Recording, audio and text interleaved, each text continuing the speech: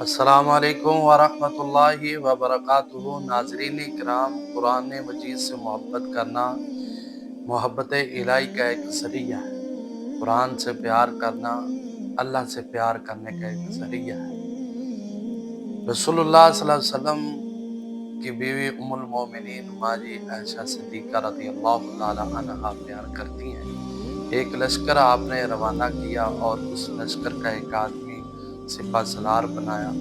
وہ نماز بھی پڑھاتا، ان کو قرات کرتا، تو ہر قرات کا اہتمام قل هو اللہ احد پر کرتا۔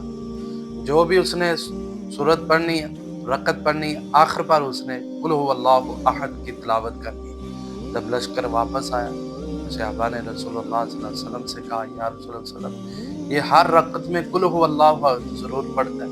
تو آپ صلی اللہ علیہ وسلم نے فرمایا، اس سے پوچھو کیوں پڑھتا ہے؟